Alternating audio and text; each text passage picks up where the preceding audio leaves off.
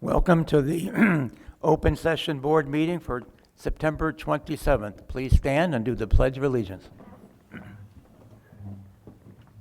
I pledge allegiance to the flag of the United States of America and to the republic for which it stands, one nation, under God, indivisible, with liberty and justice for all. Thank you. First report is the executive session acknowledgement. Okay. Ladies and gentlemen, welcome. This is now the third day of meetings. Hopefully you joined us on Monday for our budget meeting, Tuesday for our CC&R amendment updates. I see we have more people, probably because Thomas is personally doing the popcorn machine, which is awesome. Thank you, Thomas. Let's begin with some GM updates. The August management report is complete and online. Copies are also in the library and admin office, and I'll be checking to make sure that those stay stocked. I've also included, as a member had requested, some information on foreclosures. That is in the management report. Budget update. As alluded to earlier, the board held a workshop on Monday the 25th at 2 p.m. here in the ballroom. The board, first service staff, and FAC members reviewed the 2024 budget. The presentation will be posted online along with the video of the presentation. Hernan is uploading that hopefully later today or tomorrow. As a reminder, the budget will be coming to the October 25th open session for final approval. Now on to the CC&R amendment. It's been a very busy couple of weeks. The board hosted a town hall on Tuesday, September 26th at 10 a.m. and 1 p.m. here in the ballroom again. Attorney Wayne Gorelnick was here and answered members' questions. Further, there will be a video of the meetings will be posted online, and also Mr. Gorelnick was kind enough to do a 5-minute video on an update. That, I believe, will also be presented at the upcoming district delegates meeting. We'll have Wayne's report there. And I will be discussing the timing and the timing of the election, the ballots, etc., on that agenda item, which is coming up later in the open session agenda action items. Due to timing, I will have Mark Schleiden return to the next meeting to provide project updates. We are limited. As a reminder, we have State Senator Bo, thank you, coming after at 6 o'clock, so we have a time limit to get through our agenda items. And so with that, Jason, do you have an update on executive session actions? Thank you, Chris. Good evening, everyone, or good afternoon, I should say. This report here will give the community an update on actions that were taken by the board at the executive session meetings held on September 11th, September 13th, September 15th, September 22nd, and September 27th, at which time litigation, member discipline, formation of contracts, and personnel matters were discussed. With member matters, the board reviewed a member request for a fee waiver. The board reviewed a request for a parking variance. The board reviewed a request for a golf refund. The board reviewed a member request for a payment plan. The board approved the F&B and golf receivables as of August 31st, 2023, as well as the assessment account receivables as of August 31st, 2023. The board approved the August 31st, 2023 delinquency report. The board reviewed a member request for another golf refund. The board met with members of the Procurement Advisory Committee and approved their position paper to be posted on the website. The board met with a member at the member request, and the board reviewed a number of letters from members. With legal, the board approved the executive session minutes from July 26th, August 9th, August 17th, and August 23rd. The board received a number of updates from legal. The board approved the investment transaction report. The board reviewed a member request to reach out to the California Department of Justice on 50/50s and raffles in an age-restricted community. The board approved to send the following accounts to the collections attorney to foreclose on the lien and record the notice of default on the following: APN 440-133-018 and APN 440-134-010. The board is working with legal on a bill of sale for the purchase of AV equipment from a resident. The board is reviewing the rule regarding outside food and drinks at bingo. The board approved to move on the November open session, remove the November open session to November 15th and the December executive session to December 13th. The December open session will be canceled unless needed. With the formation of contracts, the board received updates from the management company on several items. The board discussed the 2024 budget with management. The board met with FSR to discuss negotiating the management contract. The board received and filed the August investment activity report. The board received and filed the project activity report. The board reviewed and approved the August and September narrative and analytic report from Securitas. Remember, both of these reports will be posted to the website. The board met and received updates from Jorge Perez from Bring Design and architect Paul Collins regarding the lounge expansion. The board received updates and a recap on the Sandwich Bar. The board approved the replacement of the fountain on executive course hole 9, so the lake fountain on hole 9 of the executive course will be replaced. The board approved the inspector of elections, Ty, to be the inspector of elections for the election on the CC&R amendment. The board approved repair of the Gate 2 entry and exit fountains. This item will be ratified at the October open session. The board approved the resurfacing of the South Clubhouse and North Clubhouse Pool and Spa. This item will be ratified at the October open session. The board approved the replacement of the South Clubhouse pool deck with a non-slip tile. This item will be ratified at the October open session. And finally, the board approved the replacement of the hearing loop system for our hearing impaired residents in the ballroom. Once again, this item will be ratified at the October open session. And that completes the executive action report. Thank you. As you can tell, the board's been busy. Next is sub-association. Good afternoon, Master Board, First Services, and residents. I'm Nancy Guthrie, Board President of Lakeside 2 Condo Association.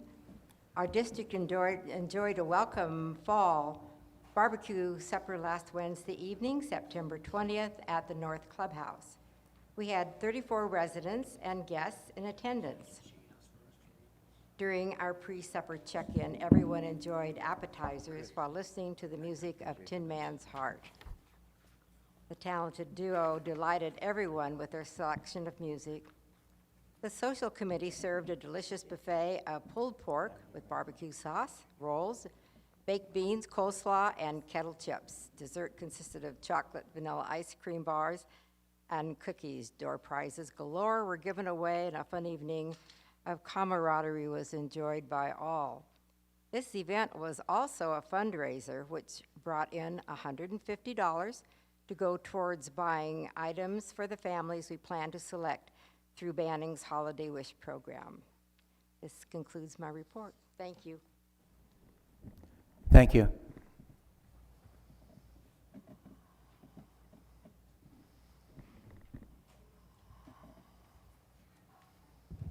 I didn't know if you were watching me walk up here or not. Okay.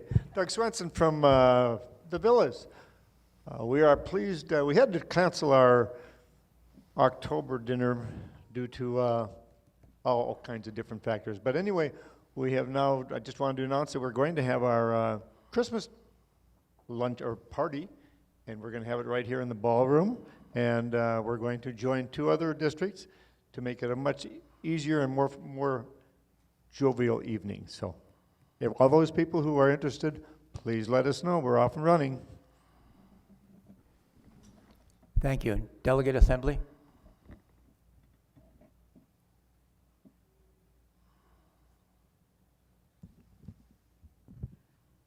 Good afternoon. I am not Joe Formino. Although he's doing much better, he's continuing as the chair of the Delegate Assembly. My name is Linda Vieira, District 9. I was asked by Joe to run the last Delegate Assembly because he was incapacitated still and Dolores was on vacation. As far as the Delegate Assembly is concerned, a group of us, me and Linda Spalding and Cal Martin and Dolores, worked on the how to be a delegate, which we will be presenting to the Delegate Assembly at the October meeting. That's it. That's my report.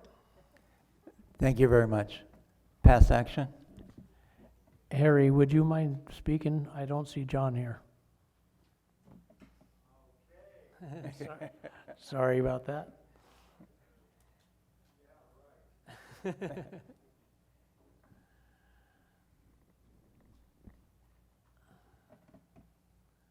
First of all, thank you, Randy, very much for starting this group a year and a half ago. Looks like we have a great chance to stop the warehouse that's coming across. The judge is going to meet with us on November 17th, and we feel that our chances are very good. When you go in front of a judge, you never... Thank you. I think that was for the advance notice you gave me to talk. Thanks, Randy. But our attorney tells us things look real good.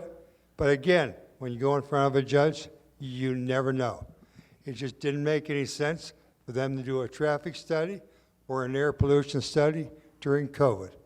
Made no sense at all for them to do it, but they went ahead and did it. And so those are some of the big issues. And regardless of what happens on November 17th, the Pass Action Group is not going to give up on this issue until there's no warehouse across the street. And I see Dory sitting in the front row up there. All of you know Dory collects bottles for us, wine bottles, drinking bottles, anything with a certain symbol on the back. And Dory is close to giving us $1,000 every month to the Pass Action Group. And that's because all of you are helping. You're going over there, you're dropping off your bottles.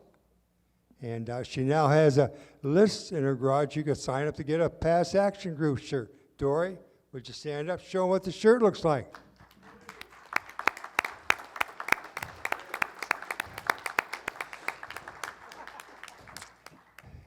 And please order a shirt. I have about 40 of them in my house. So just give me a call and phone number, bring it over. $20, money goes to the Pass Action Group.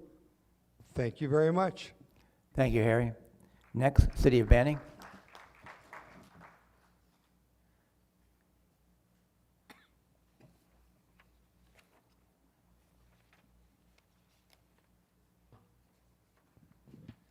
Hello, good afternoon, Board, First Residential, and the residents of Sun Lakes.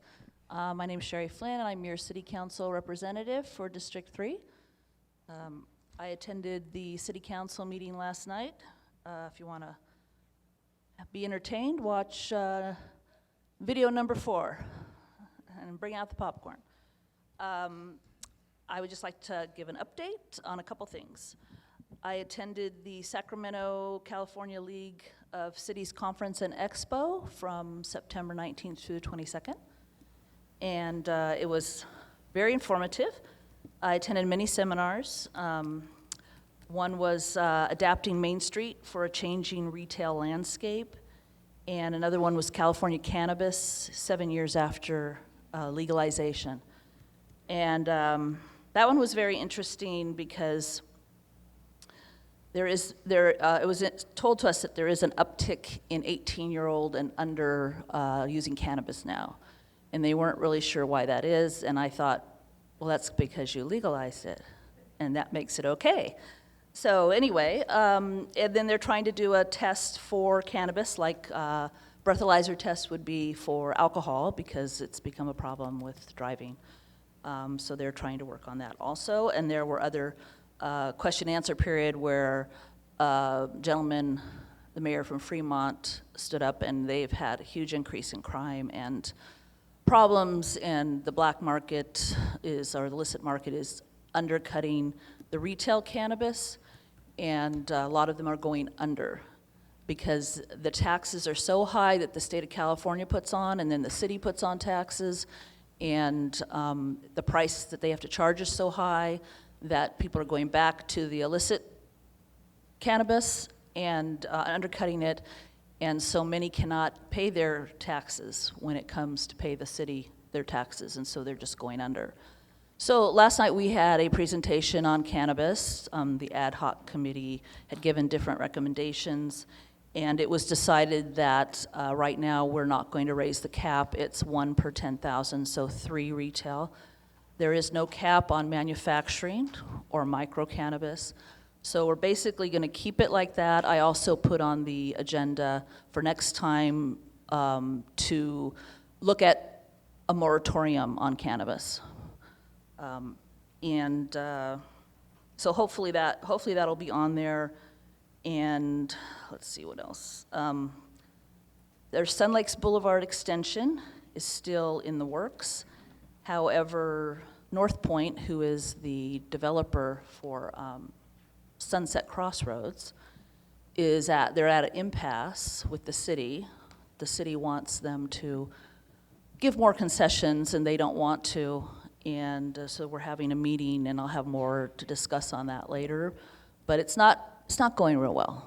So, and there's also the problem with the road, because they have the pipelines going through there, and that company, I think it's KM, does not want to move the pipelines, and that would mean the whole road would have to be realigned and a new EIR done, and it's going to delay it even further. And you cannot do the project at North Point until you have the road through. They're also, the city, North Point is also trying to annex from the county the area south of Bobcat. So right now, they own east of Sun Lakes Boulevard towards the freeway, and then they own south of Sun Lakes Boulevard. Since there are no homes there, they do not have to ask the county to annex that because it's already annexed to them. But beyond that, they want to spread beyond that now. And those people, it's a rural area, it's a disadvantaged area, so it has to go to a vote. But I believe they want to extend warehouses all the way up to where the hills start. And unfortunately, even if they go to a vote, they have fine print in there that says, the city still gets to decide what happens to this. So there's always an out. Anyway, I went to RCTC on September 13th, the Riverside County Transportation Commission. I'm a commissioner on there. They're going to be doing a Interstate 15 Smart Freeway pilot project. It was approved. They're going to have smart on-ramps in Temecula, on Winchester and Temecula Parkway. It's a new project, pilot project. It's only been done in Australia and also Denver, Colorado. And so it'll be the first in California, and it will help, it'll monitor cars as they go onto the freeway so there's not a backup, because the 15, if you've ever been on there, is really a mess. We've also had voted to do the phase 2 forensic audit of the utility company. The first phase has been completed. It's for $25,000. We authorized another $75,000 because there were things found. And we may also go to a very deep dive of phase 3. And there does seem to be some indication that we will do a citywide general fund audit. I was elected to the ad hoc committee last night for community development block grant. That'll happen next week, where myself and Mr. Councilmember Gonzalez, we will pick who gets different block grants, whether it's senior programs, youth services, job development, things like that.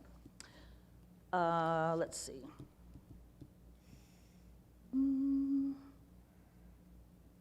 Oh, one good thing, I had put on this a while back on the agenda to update the signs throughout the city, especially at Highland Springs and Ramsey, the street signs, because you have the Beaumont signs that are nice, new, shiny, and lit up, and then you have Banning that you can't even read them.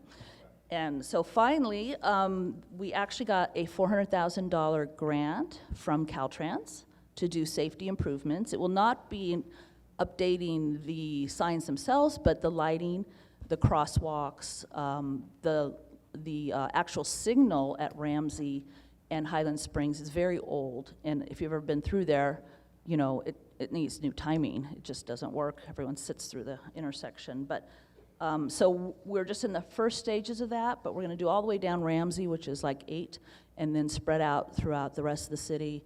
And they will be LED lit, and we voted to go with the best ones, so we don't have to do it again for a long time. And so I'm very excited about that. I think it'll be a safety issue, but it'll also, the entrance to our city at Highland Springs and Ramsey will be improved, and I think that'll help our image overall. And the next meeting, well, I guess mosquitoes are being sprayed tomorrow. I just found that out today, and I guess I keep finding the West Nile virus. And then the next meeting is going to be October 10th, and I encourage you all to go and support me there. And I'll take a couple questions if you have any questions.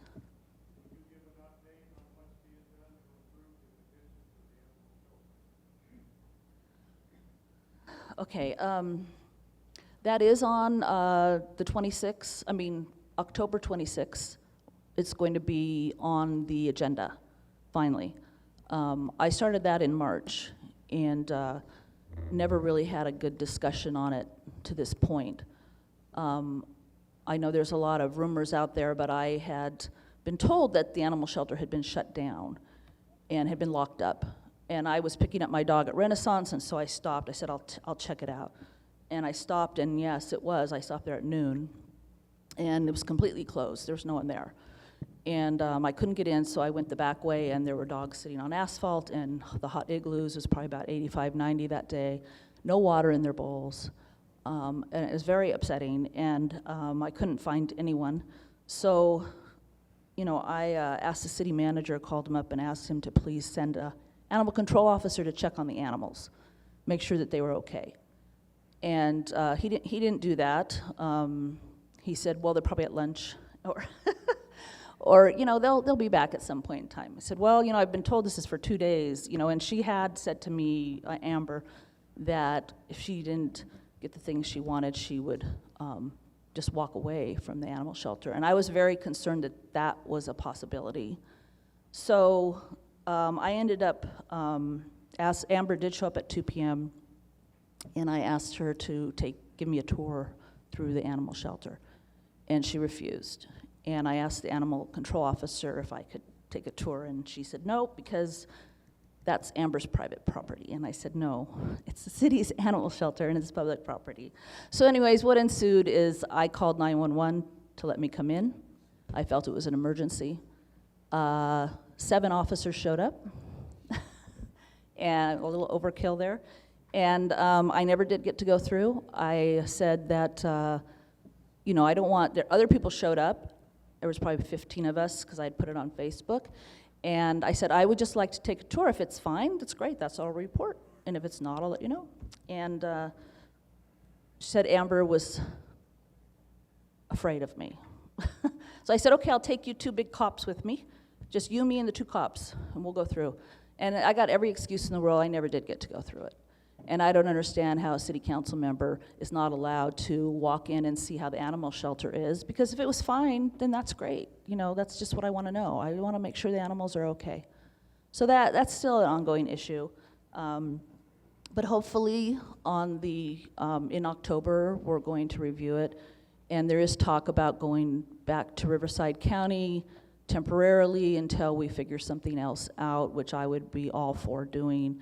The animal shelter in San Jacinto has been opened. It has a great budget. It's excellent. My original thing was to get 4 cities together and pool our money and have an animal shelter. I've talked to Supervisor Gutierrez because I said, in this pass area, it's growing, and we really need a county animal shelter. We need something out here, and maybe he could facilitate that. So I'm hoping that there's different opportunities, but we can't go on with what we're doing at this point. So anyways, I hope that's a good update for you. Thank you very much for your report. Oh, one more? The block grant for the signals? Oh, ad hoc committee? Oh, we were not told yet what that is. That was just last night, and we actually have 3 days to apply for it. and then next week decide on it. So I don't think the city even knows how much it's going to be yet. Thank you But again. thank you very much. Next is the Bingo Advisory Committee. Common Area Advisory Committee, and on deck is EPAP. Doug Swenson from the Common Area Advisory Committee. Not a lot to report, as you know, as you drive around the development, this place looks wonderful. And I compliment everybody who's involved with it and keeping it that way. Also want to remind everybody that it is fall, and that is new volunteer time. Every committee is looking for people to volunteer and help us during the next couple of years. So if you have any interest in playing in my committee, the Common Area Advisory Committee, or any of the other committees, please submit the form in the, they got him here, or an admin, and you will get called and move forward. So please give us a call. We all need committee volunteers. Thank you. Thank you. EPAP, on deck is Finance Advisory Committee. I'm Brian O'Grady from EPAP. Thank you, Master Board, Administration, residents. At EPAP, we're busy getting ready for the Great California Shakeout Drill, which is coming on Thursday, October 19th at 10:19 a.m. So EPAP will be self-activating based on our obvious event protocol. You'll see all the EPAP coordinators in every district setting up command posts, and zone captains will be out surveying the neighborhoods. They'll be looking for damage and injured people and loose pets. But in this drill, that's what they would do in a real emergency. But in this drill, they're really going to be looking for those little yellow cards in your windows. So please put those out. That means that you're okay, and they'll bypass your house in the drill. Otherwise, they may come and knock on your door and ask how you're doing. One thing we learned during the Highland Fire is that Securitas may need help with crowd control during an event. So you may see EPAP coordinators or EPAP volunteers out in the neighborhoods. They'll be wearing vests. If there is an event where Securitas does ask us to do that, you'll see us wearing EPAP vests, and the Securitas people will be working with the officials that are in control there at the scene. The other thing we learned in the Highland Fire is that the real priority in a wind-blown fire event is to prepare your house for evacuation. So we'll be focusing on that in this drill too. And if you think of it at 10:19 in the morning on that day, think through at least, or even walk through, how would you evacuate your house? And can you do it in 30 minutes or even in 15 minutes? But at 30 minutes, consider the drill is over, because at that point, you have to be out or the fire must have bypassed your house already. Another thing we're going to be doing in the drill is we're going to have all of our radios turned on, and we'll be able to communicate with the new Banning EOC. I see Councilmember Flynn here, so thank you very much for your support in getting the EOC online for the city, and those radios will be manned by the San Gorgonio Pass Amateur Radio Club volunteers that will be able to communicate with us outside Sun Lakes for the first time during one of these drills. And that's a vital communications link to the county and to emergency services that we'll be able to talk to as well. So that's what we're doing to get ready for the drill. Please think about keeping yourself prepared for evacuation. Any questions? Thank you very much. You're welcome. Next, Finance Advisory Committee. On deck is Golf Advisory Committee. Good afternoon, board, management, staff, residents. My name is Mary Jo McElwain, and I'm the chairman of the Finance Advisory Committee. In our last open board session, many homeowner comments were made based on misinformation regarding opening our golf and restaurant to the public. To be clear, at no time did the FAC have any conversation or make any remarks regarding any such proposal. Also, a management company cannot make this change. Only the board can make this change, and I'm pretty sure that it's not something that is even being considered. No. Also, in the last board meeting, I mentioned that we had obtained information on 4 management companies which were sent to the Procurement Committee for their review. I was informed at their meeting that their review is complete and sent to the board. The FAC would hope that the Procurement Committee has given the #1 management company in the United States, which the FAC had recommended, a significant consideration based on the very detailed proposal that they submitted. Communication is essential for the FAC and the board to work together, and after our review of the August financials, the FAC will be sending a request to the board liaisons for additional information, namely investment interest percentages going forward, date and amounts of reserve approvals, a more inclusive project update report, and an account detail for reserve and capital accounts. We are pleased that the management report continues to expand and provide details on many subjects. In our committee budget review meeting, we identified and sent to the board several items where we needed more information and also a list of recommendations that the board would consider. We were pleased with the most recent budget draft that many of these items were included. Our focus this month will be the investments, continued food and beverage operations, more specifics in account variances, and invoice processing. Last but not least, we are also still looking for new committee members with a financial background to join us. Our next meeting is October 18th. Thank you. Thank you very much. Also want to thank your committee for your involvement in our budget workshop this week. Very helpful. Good afternoon. I'm Mike Callahan, Chairman of the Golf Advisory Committee. In August, the GAC recommended that the Master Board approve the completion of the sand trap renovation on the back 9 of the championship course.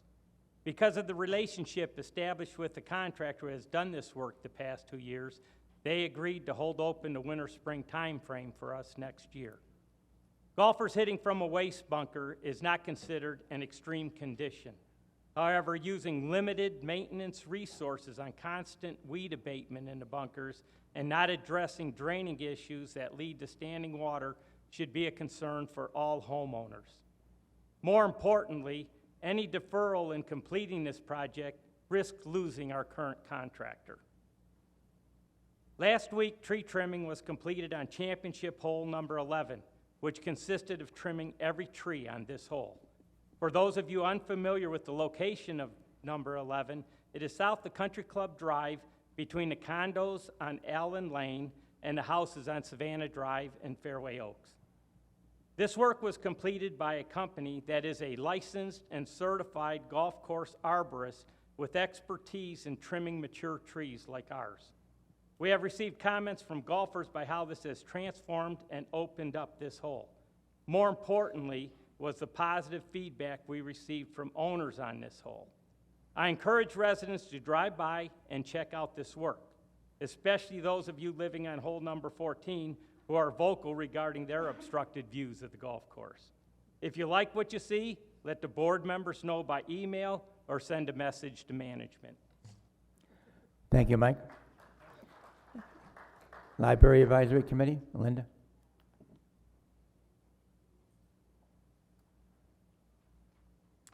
Hello, everyone. I'm Linda Taylor with the Library Committee.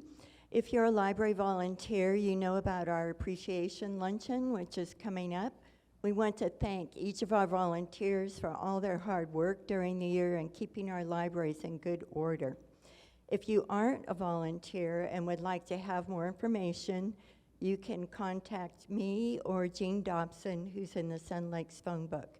But then next year, you can come to our luncheon. Got to work first. Our last book and puzzle sale of the year will be on Friday, November 4th, from 9 to 1 in the Fireplace Room. This is in conjunction with the 2-day craft fair, but we will only be selling books on the first day, Friday. Bring a bag, or we will give you one. Fill it with as much as you can carry and only pay $2. This is an easy and fun way to get a head start on holiday shopping. Finally, if you don't know, if you're new to Sun Lakes, we have 4 libraries.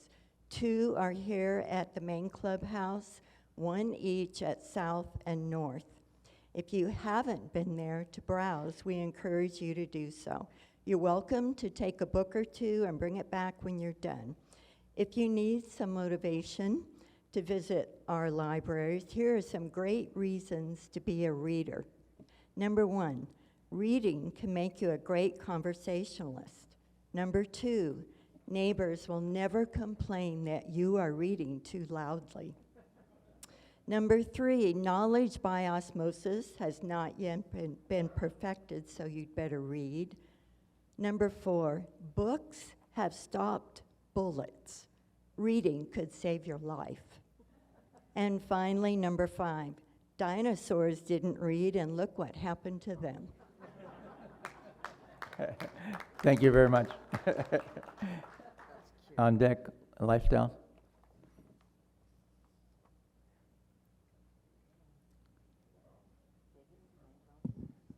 Looks like we have the whole committee here. Yes, you do. I'm Linda Vieira, chairperson of the Lifestyles Advisory Committee.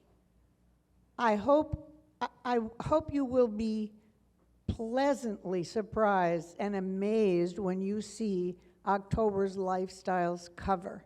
It was painstakingly done by hand, so you should be really amazed. This is our committee. Okay, let's come up here in front.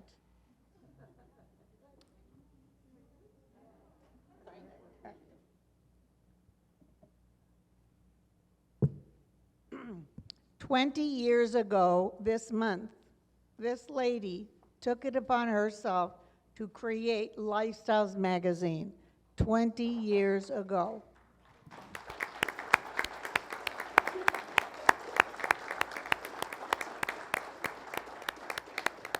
She is Courtney Taylor, and we have a little something for her to commemorate.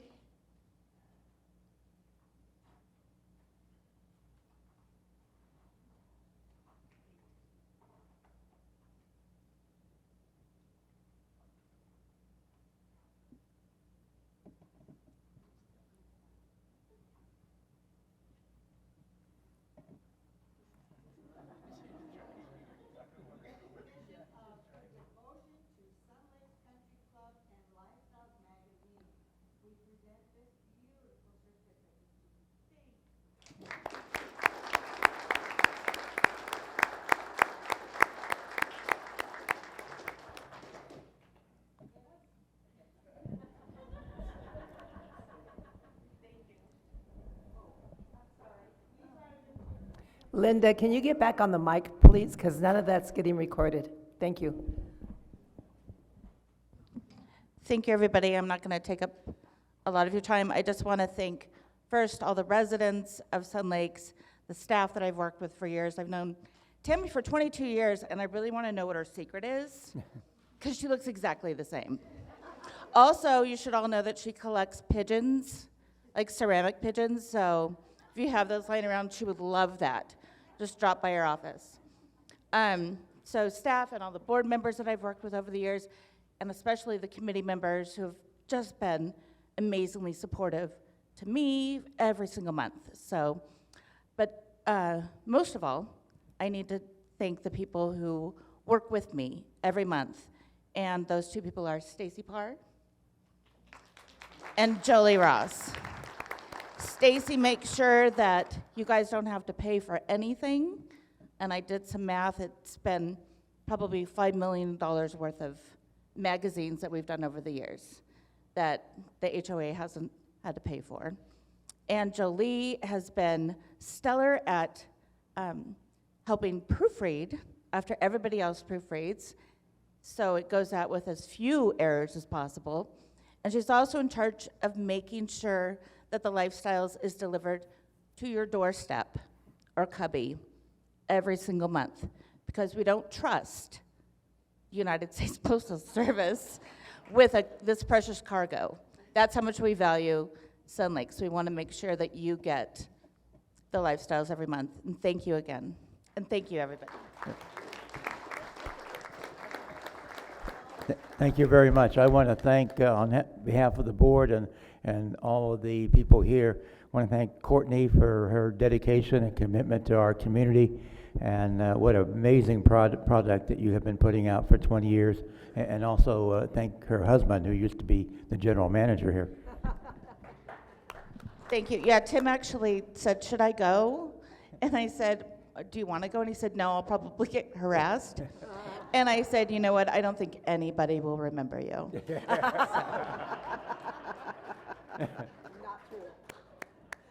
Thank you, Courtney. Next is marketing. On deck, master architectural.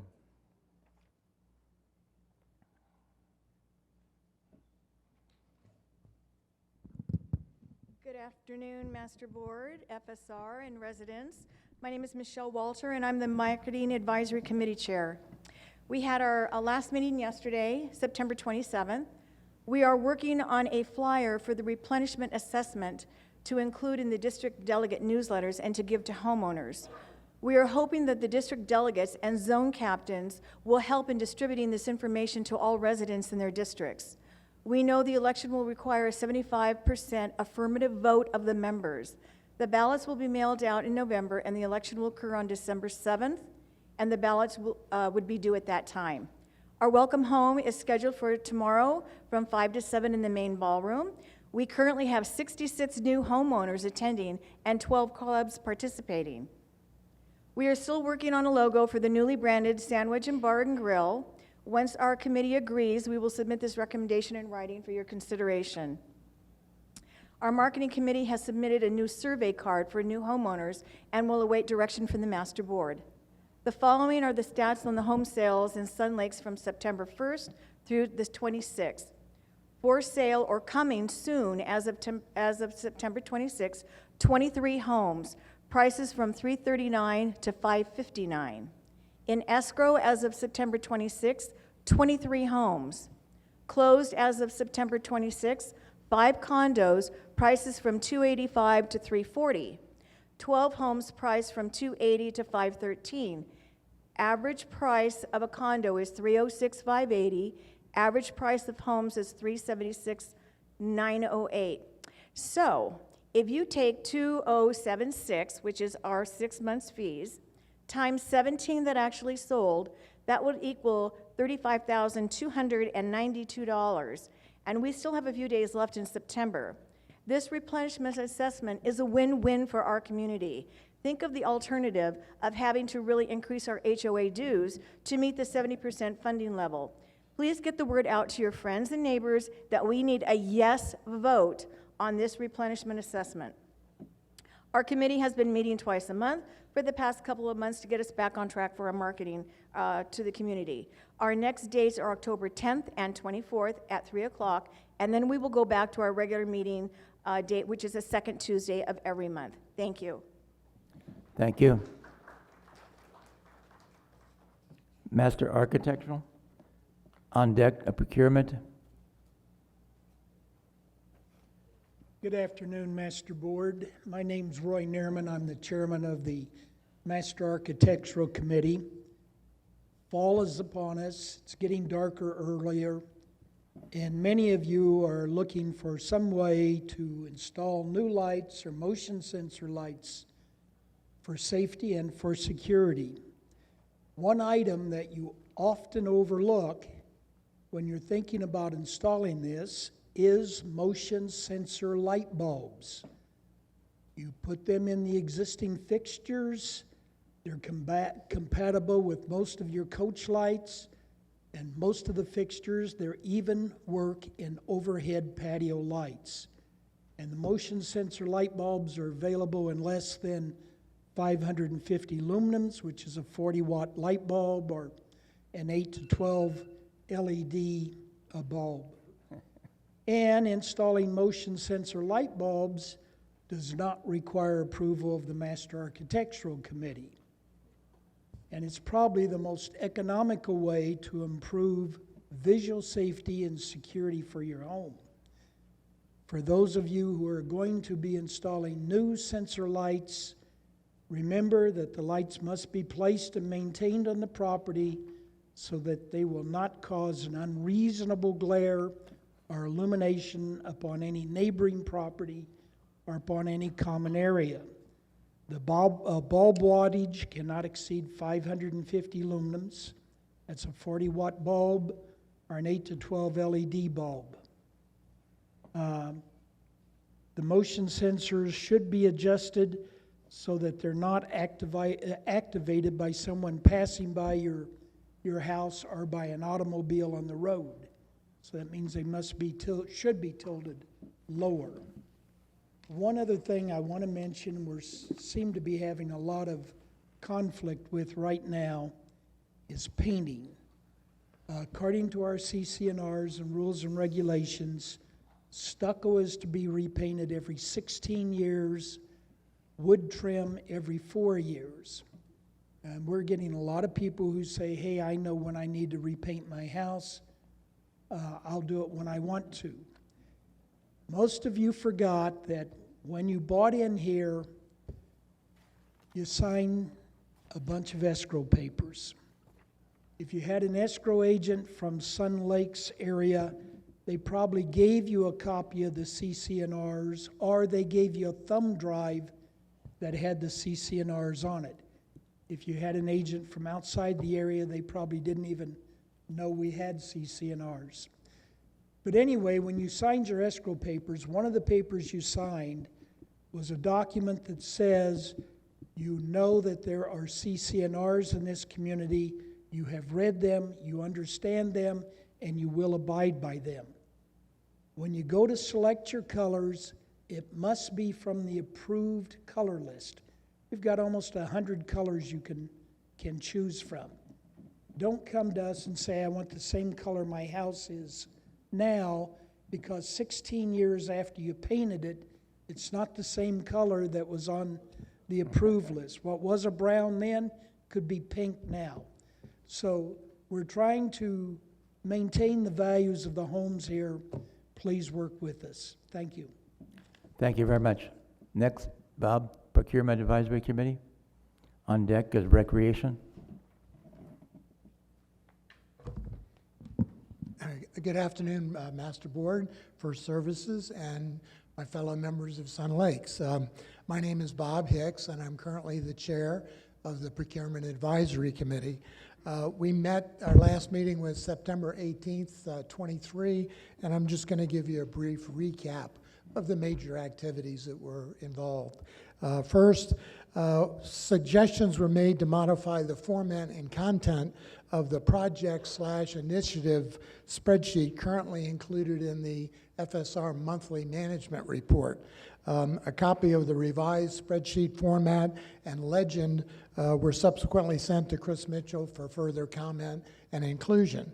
We feel that the revised format will make the list more usable by the community as a whole. The problem is it doesn't print out. It won't fit on a standard piece of paper, but that does not mean it can't be opened up as a file and the whole thing reviewed. So we feel this will make it a very effective tool for those of you in the community who really want to know what's going on, what is planned in the near future, and so on. Second, issue of archiving the PAC information. Over the past year and a half or so, we have started to accumulate a very significant amount of information and data which we feel needs to be archived in a manner that can be used as future reference material. You know, for example, once a request for proposal has been developed and approved for a specific item, then the next time it comes up a year or so later, maybe 2 years, it's already there. We don't need to redo it every single time. So we're trying to figure out ways to archive all this information where it's retrievable and accessible. Currently, First Services includes it only as a backup to the website. And so we've got to get this, figure out a way to do that. And so that issue is brought forward to the board. The PAC completed a thorough assessment of the collateral material that you heard Mary Jo reference earlier, that the FAC committee collected from 4 HOA management companies and presented to the board during the June 23rd open session. A position paper was submitted to the board and will be posted on the PAC section of the Sun Lakes website. And all you have to do to get access to it is go to the Sun Lakes website, look up the heading under community information, and then under that you'll see committees, and under that you'll see procurement advisory. And so the full description of what we analyzed and what we determined will be there for anyone and everyone to read who's interested. Number 4, 2 members of the PAC reviewed and commented on the proposed changes to the FSR contract developed with the support of Ms. Conlon, and we made comments back. A final cost reconciliation on the sand wedge was requested of Chris Mitchell, and he indicated he would provide that information to us at the next meeting. Finally, we discussed 4 new projects submitted by Mark Slyden and reviewed them verbally. The PAC function is to serve in an oversight and recommendation capacity to the Master Board of Directors and FSR to ensure SLCC members receive the best value for major contracted projects. The handbook and all meeting agendas minutes are also posted on the SLCC website. Our next meeting is currently scheduled for October 16th at 9 a.m. in the admin conference room.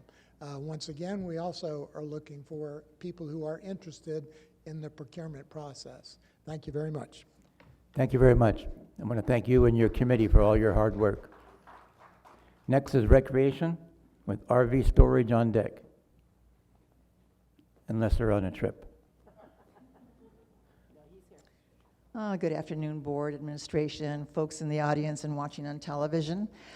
We just concluded with our activities day. We had a lot of participation. I hope everyone that came enjoyed their time with us, got to know a little bit about all of our groups, our committees, and thinking about joining and participating as volunteers. The last evening on the veranda with Renee will be October 4th from 5 to 8. I hope you come and join us. She has a wonderful voice. This is your last time to hear her this year. Our last ice cream social will be on October 2nd in the Sandwich, and we will have the $3 cash for 3 scoops, and you can stay a while longer for the Monday night football. Our fall garage sales will be the first 3 weekends in October from 8 to 1. It's a new time this year. It was based on recommendations from the Recreation Committee, so it's been shortened from 4 o'clock to 1. Check the website and the flyers that are out front to see what weekend your district is going to be participating in. The Community Shredding Day will be a Friday, October the 6th from 9 to 12. $5 per box, and that's a banker box size. It's going to be on the main parking lot by the paddle tennis courts. We're going to have our annual Halloween dog parade on October 28th at 9 a.m. $6 per dog to enter. Our deadline is October 27th, and we are limited to 50 dogs. So please, if you want to see your dog in the parade, come out and register. Our annual craft fair will be held November 3rd and 4th from 9 a.m. to 1 p.m. in the ballroom. It's a great event to look forward to for holiday gifts for family and friends. It is not open to the public. However, your guests are welcome as long as they are accompanied by you. Our 12th annual Veterans Walk will be held on Saturday, November the 11th. Registration forms are now available. If you would like to be an event sponsor for the Veterans Walk, please reach out to the Recreation Department. So there are a lot of amazing upcoming day and overnight trips coming up to make sure to check out the flyers on the front desk. Thank you. Thank you. RV storage on deck, restaurant and lounge.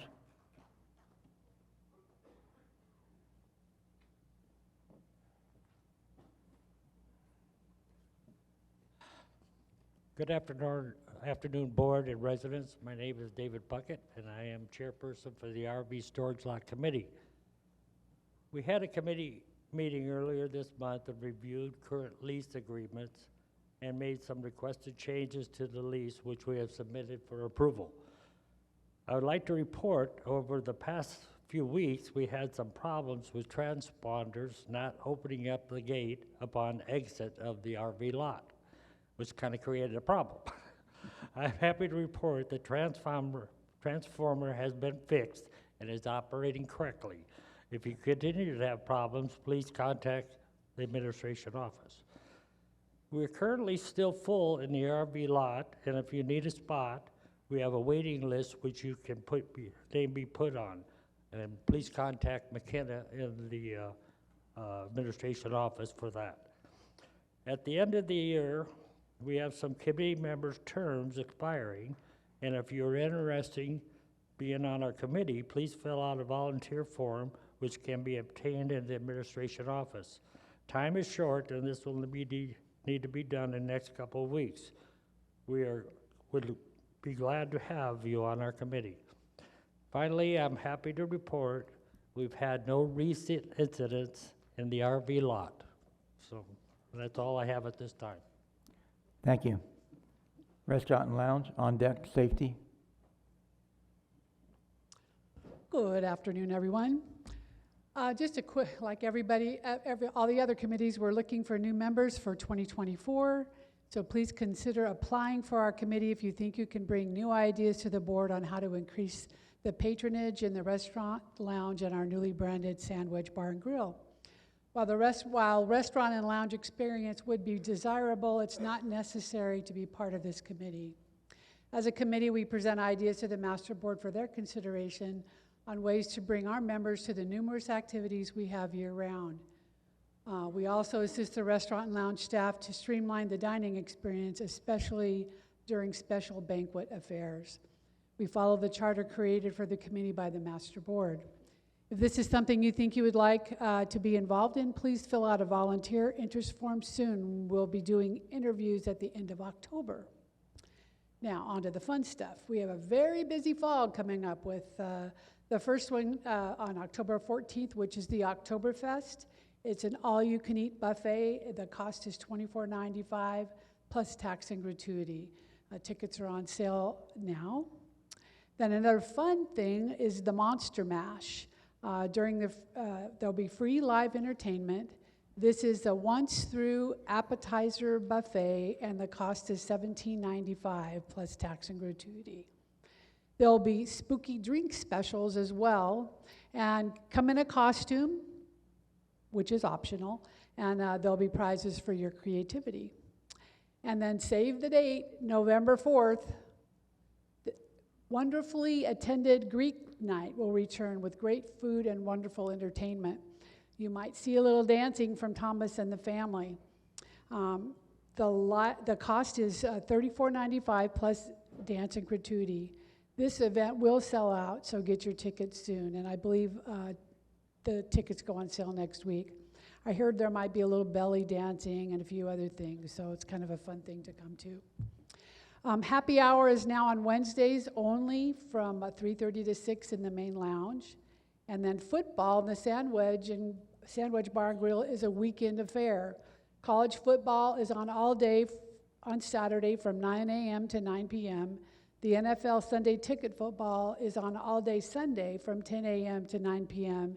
And then Monday Night Football is also trivia night, hosted by Tom Kahili, and the doors open at 4 p.m. So come and join the fun and meet some new friends. And last but not least, don't forget to mark your calendar for the last Sunday of each month for the fantastic brunch created by Chef Chris and his team. If you haven't been to one of these delicious spreads, you don't know what you're missing. They're great. Hope to see you there on October 29th. Thanks, everyone. Thank you very much. Safety advisory.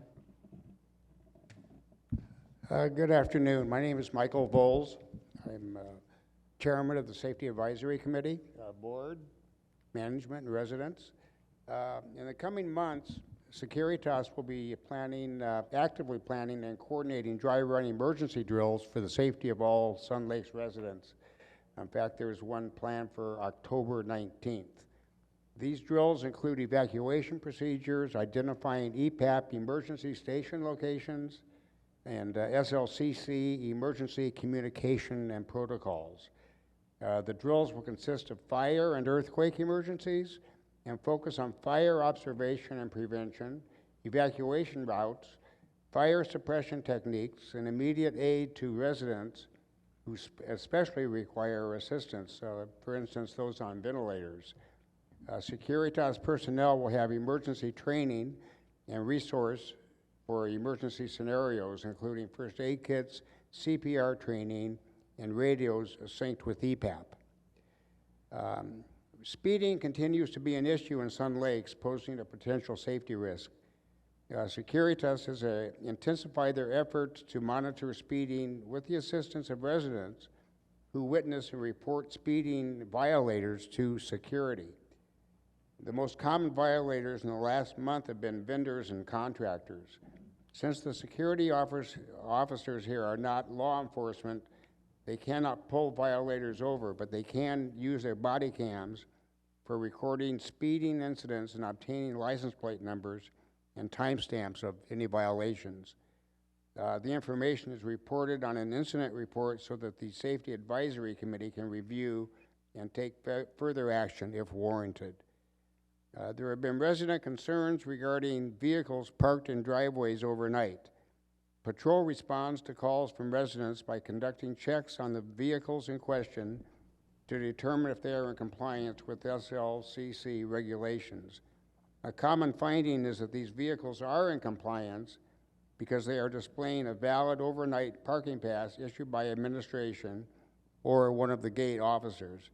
Many have registered disabled placards or plates, which prevents patrol from issuing any citations.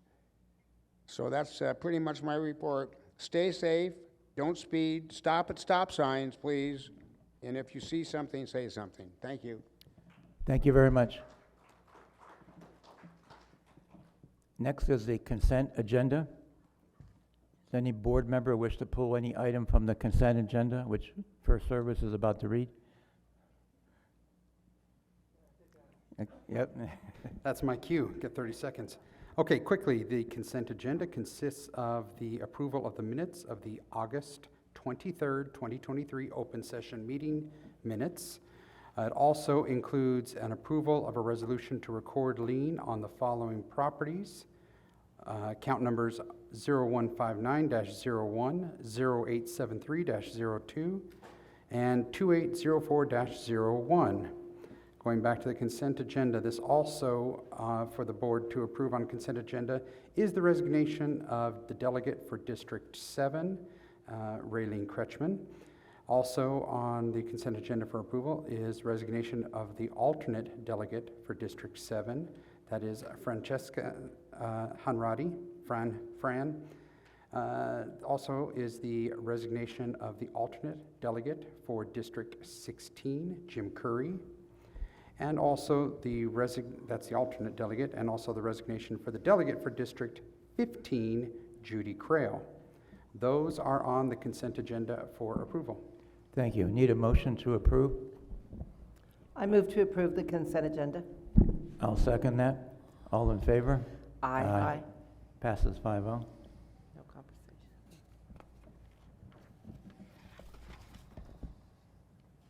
Next is the financial report. Our treasurer will be giving that.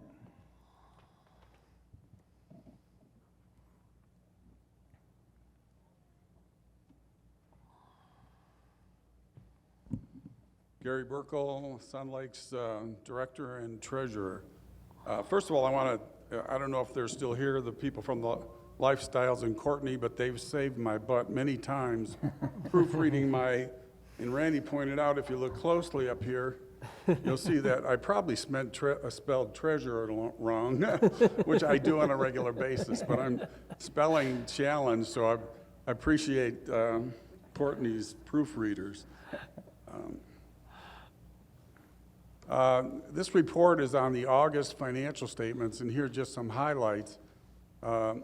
Overall, we had a net loss for the month of $91,501. And basically not to try and make this simplistic, but if you're looking to find out what the profit or loss is of the HOA, you really just need to look at 4 departments, basically. There's what the HOA does overall, and that's on, and this is a picture of the HOA.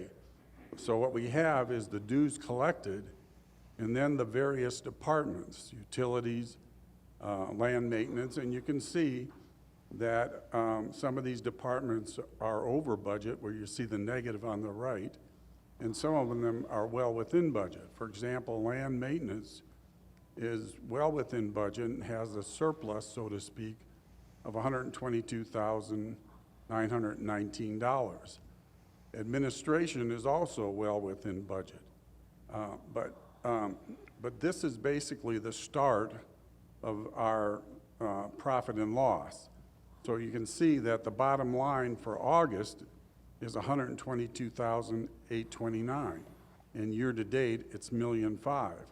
Well, those amounts then have to cover other costs of the association, because the other activities are basically business operations, the golf course, the restaurant, and the lounge. So you can see that the 122, which was the bottom line in the column in August, the 122 surplus from the collection of dues and these departments is then available to cover the cost of the other parts of the operation. So we have 122,000 to cover golf, restaurant, and the lounge.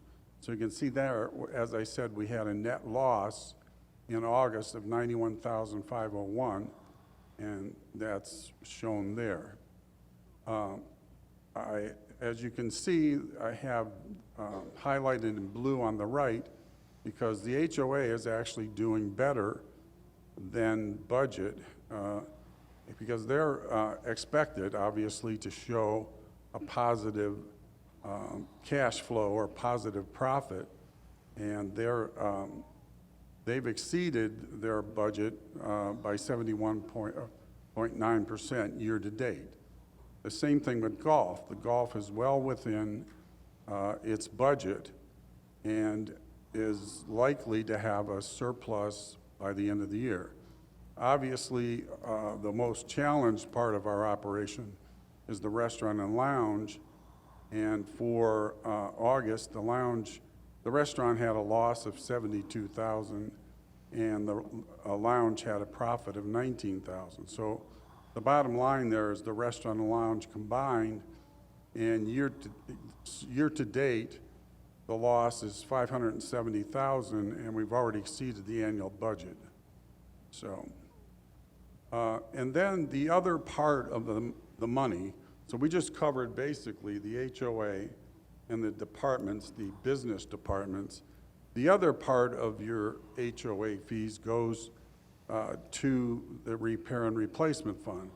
So through in August, we contributed $175,000 to the fund, and it had expenditures of $12,100.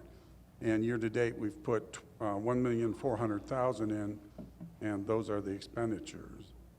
I just want to cover quickly the differences between the different funds we have, because it seems that there's still oftentimes confusion about the different funds.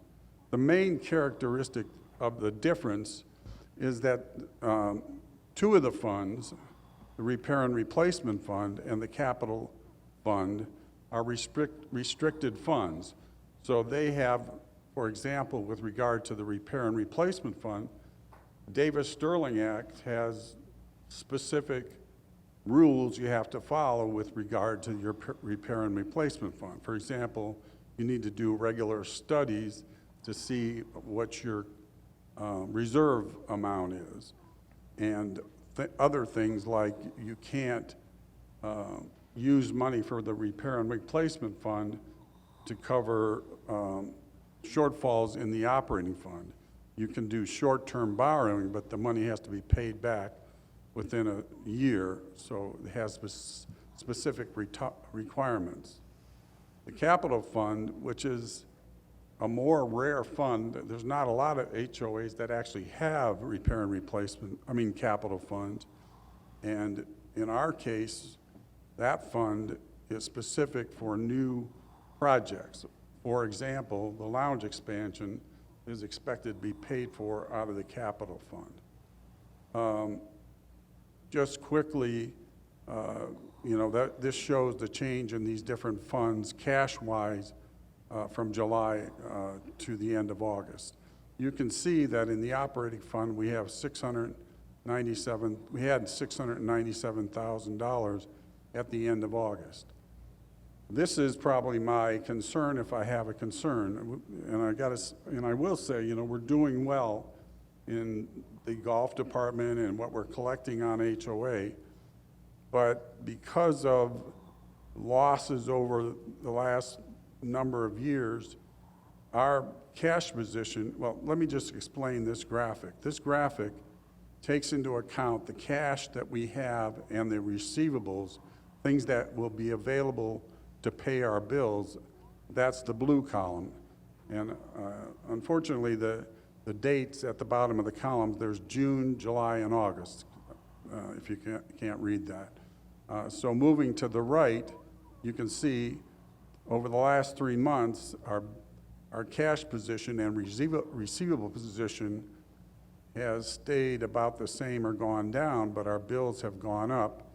And at the end of August, we actually have more bills than we do have available cash and receivables to pay bills. Obviously, we have money coming in every month, but at the end of a month, I think we should have enough money to pay the bills we have on hand. And this is something that we are addressing in the budget for 2024.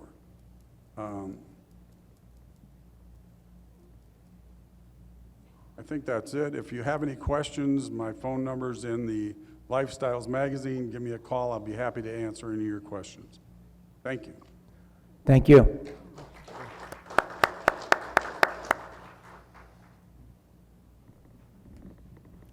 Need a motion to review and file the financial report? I move that we review and file the financial report. I'll second. All in favor? Aye. Aye. Passes 5-0. Next is a recommendation from the Safety Advisory Committee. Management received a recommendation from the Safety Advisory Committee recommending we install a speed hump on Breckenridge Avenue in front of 5076 Breckenridge. Install 3 limit signs, speed signs, on Myrtle Beach, traveling downhill from Birdie Drive to Gate 6.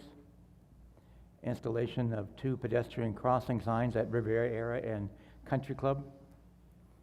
These signs are not expensive and can be procured through the company that Mark Sliden works with. Since this request has been submitted, I did have an additional correspondence with the chair of that committee, and I believe item 1, the installation of the speed hump, decided to pull that at this time. And the reason is that it's more practical for us to do more than 1 speed hump at a time. So rather than spend the money for them to come out to just do 1, we're going to wait when we have a need for more than 1. Is that correct, Mike? Thank you. So I need a motion in reference to that. I move we approve the pedestrian crossing signs at Country Club and Riviera. And as well as the 3 speed limit signs on Myrtle Beach. Oh, sorry, as well as the ones on Myrtle Beach, sorry. I took the one off and took them both off. Thank you. And I have a second from Gary. Any comments from the board? I do have just one question on that one. Myrtle Beach has a stop sign at Indian Canyon and a new stop sign that I ran when it was first put in at whatever that street is that is across from the little park area, and then a stop sign at Breckenridge. So there's 3 stop signs on Myrtle Beach. Do we really need 3 speed limit signs? These are speed limit, 2. not stop signs. I know. I'm just asking. We've already got them stopping 3 times. Do we really need 3 stop signs? And I'm being signaled over there that we only need 2. Well, this is a The speed limit recommendation signs. from the committee which did the investigation on that. Right, and that committee just gave me a hand signal that said they only need 2 speed limit signs. So, just a question for that. I don't know that, I don't think we need 3. I would like to propose.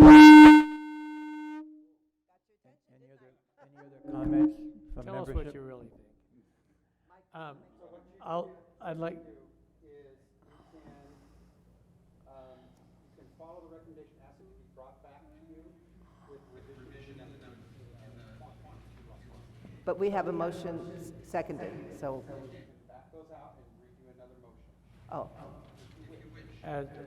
due to the fact that I live right near there, not on Myrtle Beach, but at Indian Canyon near Myrtle Beach, I believe that we do need all those speed limit signs. I'd like to vote on the motion for, as presented and seconded. All in favor? aye. Opposed? No, Vote passes 4-1. Next is a recommendation from the Golf Advisory Committee. Management received 2 recommendations from the Golf Advisory Committee. First one is allocating the repair and replacement reserve funds to renovate the championship course back 9 fairway sand traps in 2024, and allocating the repair and replacement reserve funds for the resurfacing of the championship course tee boxes on holes numbers 6, 17, 8, 5, and 13, also in the year 2024. Do I have a motion in reference to them? I will make a motion to deny, and I will explain during discussion. I second that. Any comments from the board? Randy. Yeah, I'd like to, the reason I'm asking for a denial of both those at this time, the board has been discussing these ad nauseum, and they are both necessary. I'm in the liaison for the GAC, and they are both very necessary. Also, approximately 10 years ago, in anticipation of some drought tolerance, many sprinklers were taken out, turned off, and we have some very bad common areas between the walls and the fairways. This board has made a commitment, at least within our discussions, to begin an irrigation project in 2025. So it would not be, in my opinion, it would not be prudent to do the redesign of the bunkers and so forth, and then tear them up a year from now, tear the irrigation up a year from now that may be affected by it. So basically, what you're saying is that it's still going to be approved, it's just that the year will be 2025, not 2024. Is that correct? Yes, that is correct. And hopefully with the, and that's one of the reasons we're working on this replenishment fund as well. So they'll come, this proposal will come back to us. We're not approving it today for that. It'll come back to be looked at again. Any other comments next year. from membership? All in favor? Aye. Aye. Aye. Aye. Opposed? Passes 5-0. Next is a request for donation, the Christmas Tree Festival. Management received a request from Nancy Guthrie, chairperson of the LaSalle Party, for the 18th Christmas Tree Festival, St. Stephen's Episcopal Church. I move we approve the request. I'll second that. And I'd like to just share a little bit with you. We've done this every year. What we're doing is giving them usually a donation of a round of golf for 4, including golf carts as needed. And they will use this at the Wassail Party as a live auction item. I think several of these years, one of our members has bid on it, so it's coming right back here. But it is a way for us to donate to this charity. And this charity is for Carol's Kitchen, Help, and Table of Plenty. Any other comments from membership? All in favor? Aye. Aye. Aye. Passes 5-0. Next is a request to utilize the golf course from Banning High School. Management received a request from Banning High School regarding the league prelims on October 17th and 19th, 2023. They're requesting permission to use the championship golf course on those 2 dates. They've done this in the past and never caused a problem. The Director of Golf recommends the request be granted. Need a motion in reference to that? I move to approve. I'll second. Any discussion from the board or membership? All in favor? Aye. Aye. Passes 5-0. District 21 request use of common area. Request for email from District 21 Delegate Cal Martin. They would like to hold a cornhole tournament on Saturday in October or November, and they need to obtain usage of the common area. If approved, the delegate will work with the Recreation Department to schedule a date and time. The common area would be over by the bocce courts on the north side. I need a motion in reference to that request. I move approval. I'll second that. Any comments from the board or membership? All in favor? Aye. Aye. Passes 5-0. Appointment of delegate for District 7. Recommend that the District 7 delegate appoint Francesca Hanratty to the role of delegate for District 7. I need a motion in reference to that. I'll motion that it be approved. Any comments? All in favor? Aye. Passes 5-0. Next is a request for district delegate for District 8. We received a request for Christian Gonzalez to return to the role of delegate for District 8. I need a motion in reference to that. I move approval. I'll second that. All in favor? Aye. Aye. Passes 5-0. Next is a request for a alternate delegate for District 7. We received a request from the chair to appoint Rich Morales to the role of alternate delegate for District 7. I move to approve. I second that. Any comments? All in favor? Aye. Passes 5-0. Next is alternate delegate for District 16. We received a request for alternate delegate for 16. This will be Debbie Pritchett. I need a request to appoint Debbie to that position. I'll recommend that Debbie be appointed to that position. I'll second. All in favor? Aye. Aye. Passes 5-0. Next is request for facility usage, Sun Lakes Charitable Trust. We received a request for the board to approve, utilize Sun Lake's facility for their events. Unlike past years, they're going to not have all their events in the same week. They're going to spread them out over a few weekends throughout the year. And this will hopefully increase participation and lessen the burden on the staff from having multiple events daily for an entire week. I need a motion in reference to that. I so move. I'll second. All in favor? Aye. Aye. Passes 5-0. Next is the board is seeking membership approval of amendment to Declaration of Covenants, conditions and restrictions and reservations of easements to provide for reserve replenishment assessment. And First Service will read that for us. Maybe. Did we miss something? No. Yeah, we missed Why did we Raylene miss? Kretschmann. Oh, okay. But it's down here. It's not on this one, though. It's not on We're this good. one. We're good.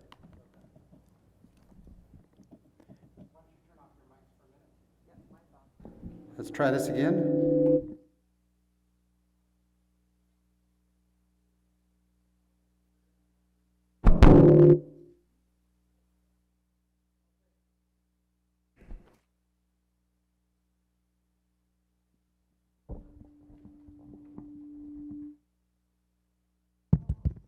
Okay, let's try here now. Okay, so ladies and gentlemen, if you were here or watched the video yesterday with the attorney, Wayne Gorelnik, regarding the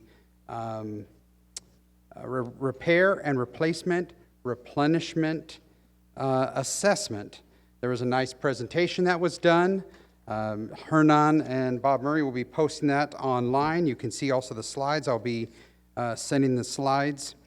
So I won't go into the issues of why it needed to be done. That was handled and discussed. Please watch that video. Well, we are, in your packet, there is a draft copy of the ballot measure. There are a couple items that will be revised after yesterday's meeting, specifically the need to have 3 extensions with the delegate system, and let me go over that. The amendment approval per the CCNR, section 12.02B1, and basically, special elections for the CCNR amendment, the ballot measure must be approved by the affirmative vote of delegates representing at least 3/4 of the voting power of the association as a whole, and also 3/4 of the voting power in the members other than declarant. What that really means, get that legalese out of here. The voting pretty much is magnified through the district delegate system.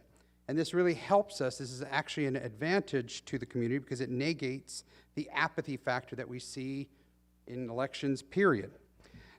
So let's take an example of a district that may have 100 residents, 100 households, and they get 51 people responding. So that's 50 plus 1. They have now met quorum. And what the inspector of election will do is extrapolate that, meaning saying if the percentage is right now of the 51 that voted is 75-25 and extrapolate it to say what if 100% people voted based on this extrapolation, here's what that district would vote. That is one way to do it if there is quorum. The other way is if there is not quorum within the district, then that delegate then steps in and says, okay, there was not quorum, and the delegate can make the decision what to vote on based on the information, or they can say 100% of the affirmative votes for the district for this CCNR. And so there's 2 paths that we can achieve the 75% affirmative level. And this has really helped the association in the past. We've had 8 CCNR amendments, 7 of them, not a problem. Last one we did was a rental restriction, which was there's some contention. State of California, Sacramento made a law change. There was contention from the membership that it shouldn't be changed, but it was required by the law. And so we had to then go to court and to get that approved. That was the only time because through extrapolation, the no's came out at a high amount. And so that had to be go through court, and a judge had to rule, yes, you had to comply with the law, so we're changing the CCNRs. Now, we have the point where I've explained how we can get to that 75%. The board then, if after the election that is going to be held on December 7th, the board then can choose at that moment and can decide in an open session to choose to seek a judge's approval to approve this. So what also the ballot measures there is in the packet for the board to approve, and there's some key dates that they're also going to, the election calendar. And so on that election calendar, and this will, after the board approves it, will be on the website. And that states basically 2 town halls done by attorney Wayne Gorelnick. That was held Tuesday, September 26, 10 and 1 p.m.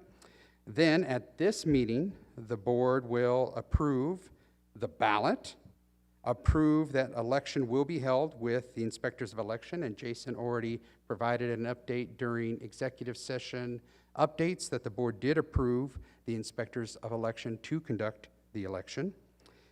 Then, on October 13th, that is the member record date, meaning if the members at that date have October 13th of record, they've moved in October 12th or before, those will be eligible to vote. And those will be the ones that are going to be getting ballots mailed to them. Ballots will be mailed to the homeowners Friday, November 3rd. And of course, the election will be held in here December 7th, 2023, not 1941, Thursday, and it will be held at 9:30. 9:30 is the date. So you can still, they recommend in that ballot that will be mailed out, it will also be online. It will tell you the date that it's recommended to be mailed. And if it's not, if you are past that date, you can come down and before 9 o'clock, turn it into the inspectors of election so they can accept your ballot. So key things of the board, again, is going to be approving is having the ballot, that is the draft form in there, having the election on December 7th, approve the election calendar, and that the inspectors of election will be conducting the election. Thank you very much. I need a motion in reference to the CCNR change.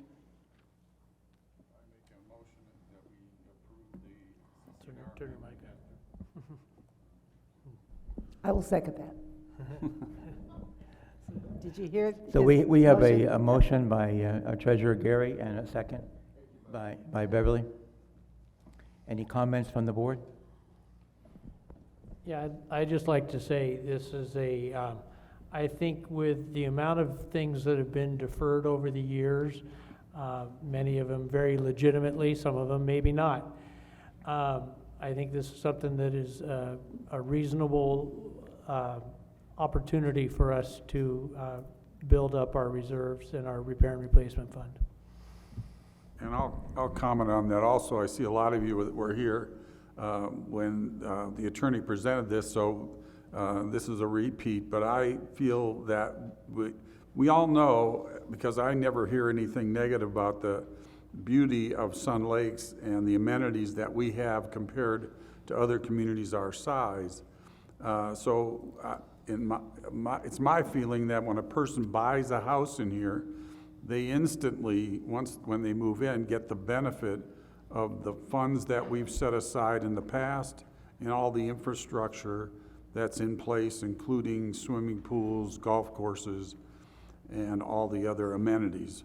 So the other factor is that this is being done in other communities, in some cases, much larger amount than we're doing. So, and then as Randy said, we have deferred, if you look at our reserve study over the next 3 years, we have large amounts expected or planned to be spent out of the repair and replacement fund, and this money will go directly into that fund. So I hope you will vote in favor of the amendment. And we keep talking about how this is going to help out with certain amenities like the golf course or the pools or that, but it's everything that is here in Sun Lakes that is, has a life of, excuse me, 30 years or less. We had to repair this roof after all the rain we had at this beginning of the year. That came out of repair and replacement. We have to replace the dehumidifier in the South Clubhouse, which was put off for a really long time. That came out of repair and replacement. The new chairs you're sitting in came out of repair and replacement because we replaced the chairs that were in here.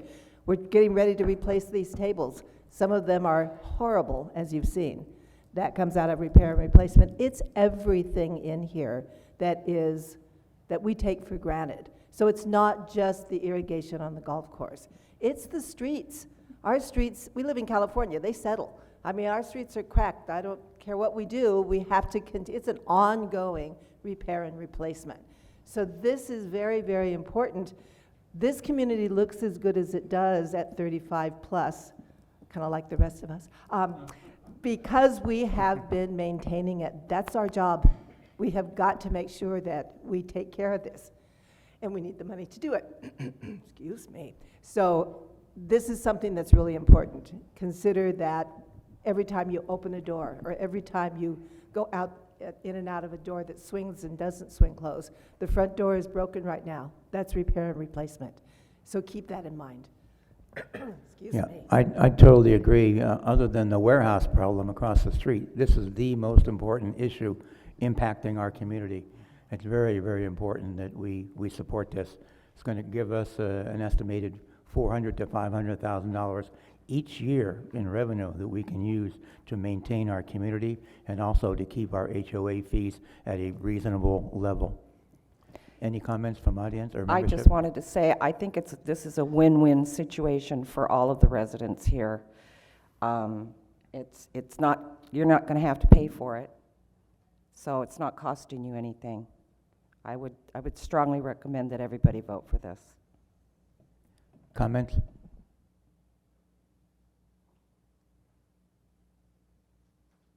Ken Johnson, Birdie Drive. This is more of a comment to the residents and the community. First off, I'd like to thank the board for really looking at this issue. When I looked at moving in here 20 years ago, my uncle was a pastor, drove us through the main gate, and he says, "We are now entering a little piece of heaven." And if you don't take care of it, you won't have it. And that's a problem I've seen, and I really compliment tackling this issue right now. I've heard already from some residents that I can't vote. The old people around here, they're never gonna vote. They hardly come out of their house. They got caregivers. There's a problem. There's a two-tiered system now. It's not legal from what the discussions were before. I hope that people will do the following. Give your message of concern or your questions to management or to the board directly. It's very critical that all of us help get the message out to replace it. This is a critical issue. I know that my pocketbook has been becoming less and less with inflation, but I'll tell you what, this will help the community, and I'm going to help push it and vote for it. So I really appreciate everybody take a seat back, read the documents, look at things, and get out and vote yes. Thank you very much.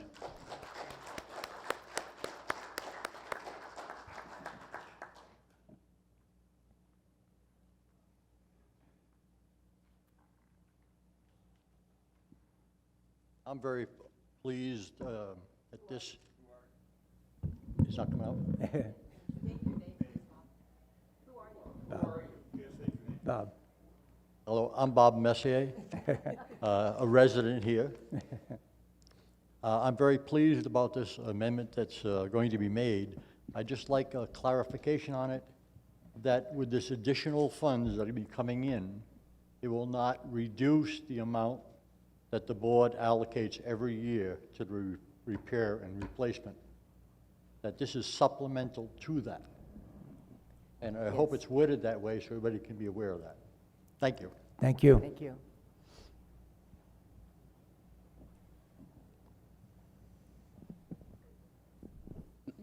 I'm obviously 200% for it, but I just did want to say something about the process, okay? So Ron Warner and I and the FAC had put this as one of 4 different proposals, and I know, Bob, you thought of this 2015, and you told me that. But at that time, when we put it out, the response from the board was, we are getting a negative response from our lawyer. And that's how a number of good initiatives were stopped. And so I commend you for going outside of our system to a lawyer who has done this in the past. And I think this is a learning exercise, you know. Whenever you have your lawyer who's on a retainer saying no, you should ask him, how do I get it done, okay? And maybe you'll get a better answer. And so I commend you for doing this. I commend you for pushing it. Finally, we're getting it done. But please, next time you have some lawyer telling you no, just take a different tack. Thank you. Thank you, Ajit.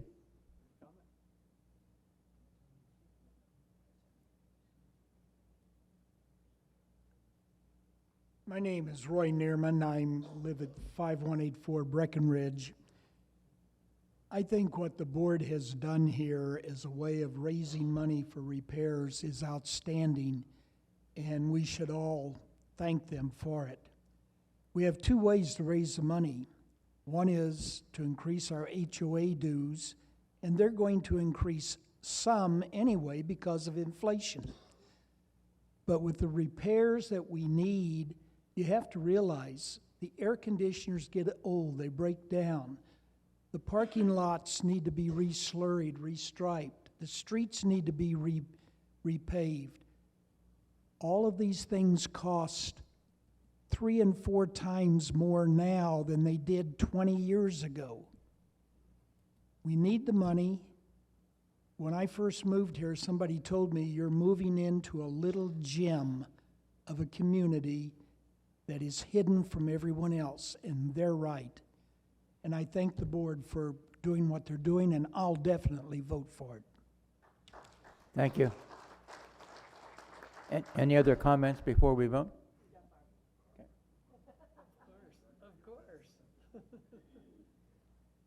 Barbara Jesus. Okay, so this is a special assessment. It is against all of us, but only when we sell the home and only under certain conditions. I mean, we do have, what is it, 10 million in reserves? Some people make it sound like we have nothing. We have 10 million in reserves. What does the reserve report say we need? How much do we need in the reserve report? I don't recall if it was 7 million Well, or... The recommended is 70%, but there's no requirement according to David Sterling Act. So I think, and I'm getting confused with, I think it would average it out to $1,700 per member. So we're picking up some of the shortage this way with a certain particular member who's going to buy into the complex. One of my other questions was, actually it wasn't a question, but that's kind of how I thought about it in my head with the reserve study. But I just want people to understand, we do have reserve money. We put money away, and I'm glad to see in looking at the proposed budget that the board made that reserve money we put away a little bit more. I think it's going to be $16. So thank you very much for increasing that. We don't like increases, but it needed to be done. You bit the bullet and you did it.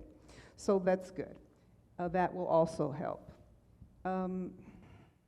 As far as the voting goes, I wanted to go back to the 75% issue because I was doing, I try and do my research. I try and make sure I'm not making a mistake when I make a comment, and people are quite free to, tell me otherwise. But my understanding of the special assessment, which this is, that the approval requirement is actually set by statute rather than the governing document. So I wanted to have a discussion with management and or the board about that. So we wouldn't need to make a 75% quorum. I know the pages Chris was referring to, but I didn't see that as this issue because it says for purposes of special assessment. I mean, I usually get these things off of the legal sites. The approval requirement is set by statute rather than the governing documents. So we really wouldn't need to meet a 75% majority. We could, obviously, if we make the delegate system and it works and you extrapolate it out, you'll get to 75%, perhaps, of yeses. But you might want to look at this as far as that, and that was one of the things I wanted to meet with you about to see. Am I misreading something? It seems pretty clear to me about what that was saying, but you know more than I do, so maybe we could go over it, because I thought it might be an option for us. Okay, thank you very much. Thank you. We have a first and a second. All in favor? Aye. Aye. Passes 5-0. Aye. Sorry, Bob. Thank you. The next section is dealing with homeowner comments. Remember to keep them to 3 minutes. It's very important that everybody follow this, the same rules here. First is Howard Katz.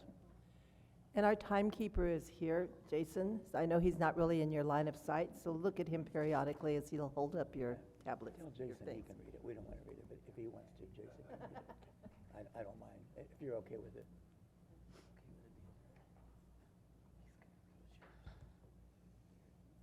Good afternoon, board members, staff, residents, and guests.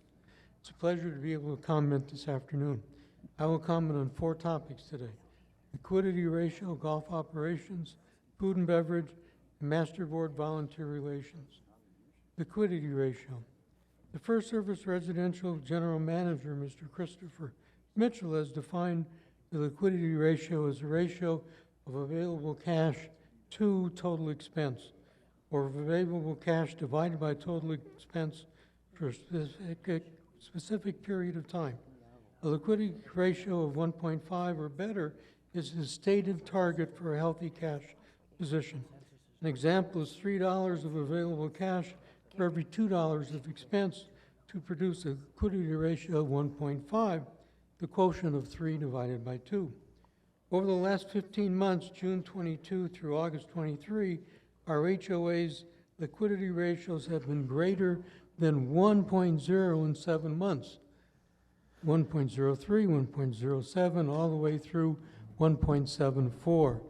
The liquidity ratios for the other 8 months were less than 1, somewhere between 0.47 and 0.85.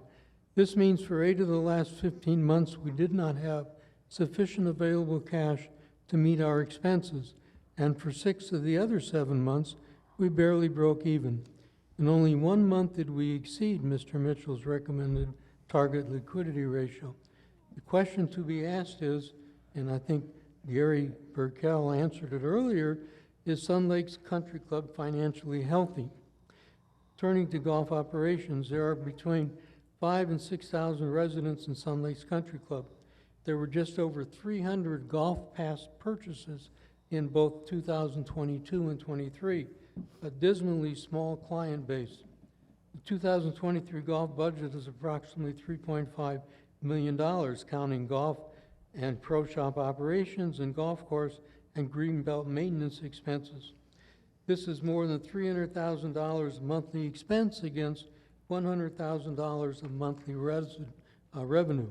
As an amenity, maybe golf should be subsidized and not considered a profit center.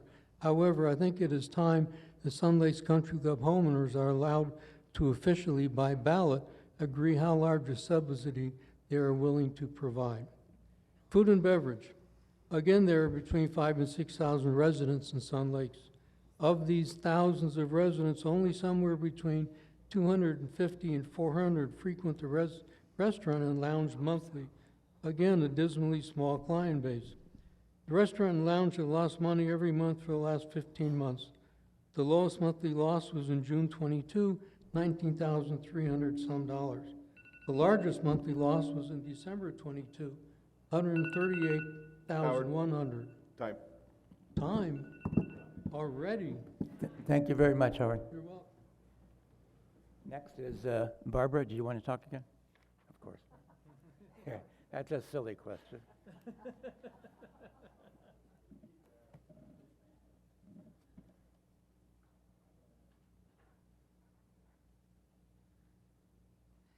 Thank you again. Okay, here goes my pet peeve again. It has nothing to do whether I like you folks or not. You're all great members of the community. But you are violating code when it comes to executive session. Bob, you said, we're working hard. I'm sure you are. The only thing is, we're not hearing about it. So we sit here and listen to committee stuff, and really all the important things are being covered in executive session. And there's only certain things that you're allowed to do in executive session.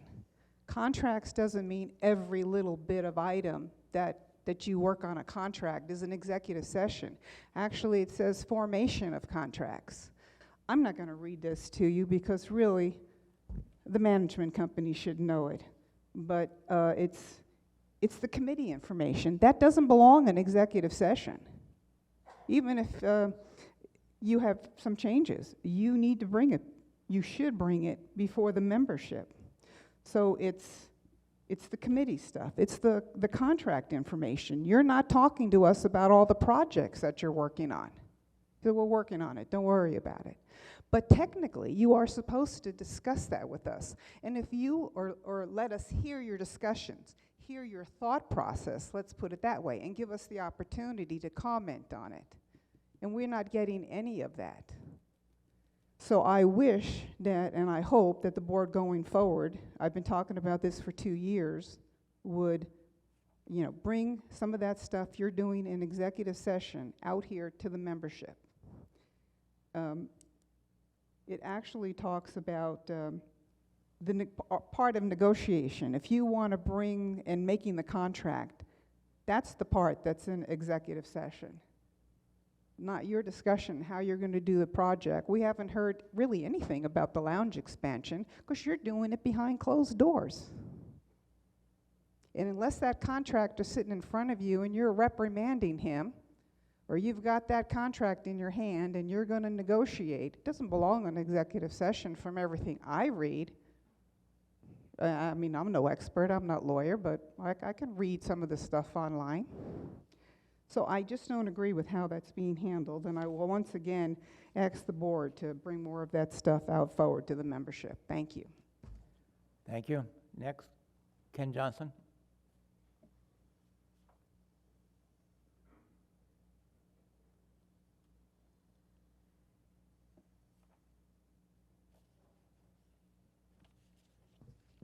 Ken Johnson, Birdie Drive. These are comments that regards to follow-up from the budget workshop. And I'd like to see if you can allocate $3 out of the repair and replacement to be put into technology improvement and look at the following. I think you need to have a strategic plan. I think you need to have a better technology plan. You got issues with microphone. You don't know where to put data.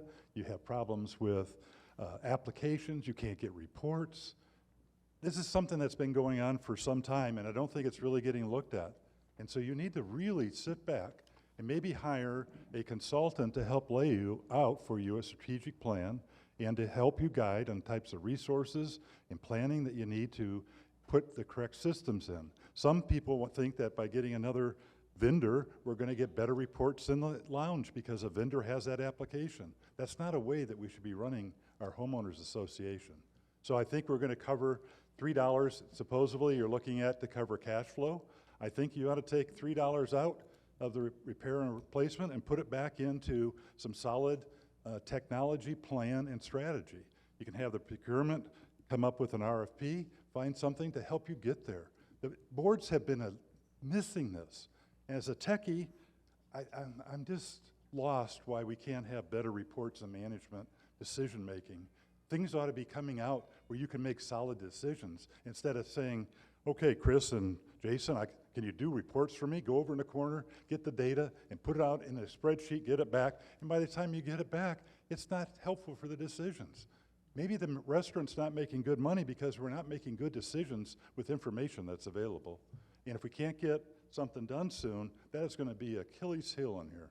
It's horrible. You guys need to look at that. Thank you. Sue Savage?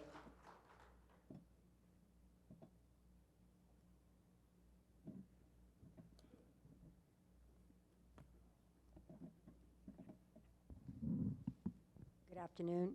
I want to first thank the board for the hard work that they've done here today, and the list of accomplishments since the last HOA meeting is impressive, and you guys work really hard. We are new to this community. My name is Sue. We've been here probably a year, and in that time we've gotten involved with bocce ball and work hard at it, and are out there drinking the water in the water fountain. And it was magic water, and it caused our team to be the B League team winners for the season. They immediately moved us up. Thank you. They immediately moved us up to A team, where the A team beat us 14-2.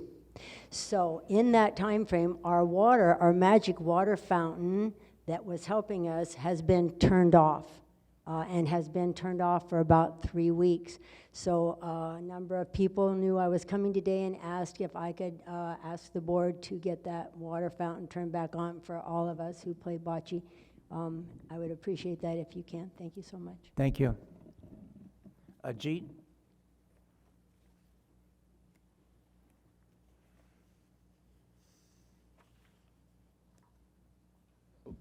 We are in the middle of the budget session, budget season, and I can make that out by the fact that I can hardly read the agenda. And maybe we're tight on budgets. So you made your point, Chris, okay? So I just, so I'm a little, I wanted to talk about amenities. You know, people talk about amenities, and I think they somehow, people here seem to be looking at it a little wrongly. I checked with ChatGPT and Bard, as well as Bing Chat, about how HOAs can charge for amenities. And there are 3 different ways. One is they can charge members for amenity. One common approach is to include the cost of amenities in the regular HOA dues. This means that all members will pay a certain amount each month, regardless of whether or not they use the amenities. And that's the way we do it, okay? Another approach is to charge members on a usage basis. This means that members will only pay for the amenities that they use. The approach is often used by amenities that are not used by all members, such as golf courses or fitness centers. We don't do that. In some cases, an HOA may also charge member a one-time fee to use an amenity. This is often done for amenities that are expensive to maintain, such as swimming pools or tennis courts. We don't do that either. Well, I found that a certain segment of our group, when costs are mentioned, they sweep it under the rug by saying it's an amenity. An amenity does not mean it has to cost an arm and a leg. We can't even define the cost of an arm and a leg. For a fixed income resident, it may be low. For a business owner, it may be high. Since the board needs to be sensitive to all its constituents, it is mandatory for them to try to continuously reduce the costs. So please don't use the cloak of amenity in shirking away from the need to keep expenses in check. I see that golf is under budget, though the cost is very high at over 1.6 million this year, and that does not even include the greenbelt costs. I see that despite the board's efforts, they've not been able to control the losses in the restaurant, and this year we may land up with record losses close to $1 million. Of course, next year's budget does not consider that. Keep in mind that only less than 10% of our Sun Lakes residents play golf, so the other 90% are subsidizing without getting any benefits. Keep in mind that less than 25% of our Sun Lakes residents use the restaurant, so the other 75% are subsidizing without getting any benefit. So I have a different concept that I want to just mention to you. I'm not pushing it, it's more like a nudge, just to plant a seed in your mind. So let's assume the subsidies encapsulate the assessment the subsidies in the assessment are kept fixed at $40 for golf and say $10 or $15 for the restaurant. Okay, and you keep it constant every year, but any increases in the budget, you then make it into a user fee. So if Thank you you want very more much. information, Thank you. Bob Blair?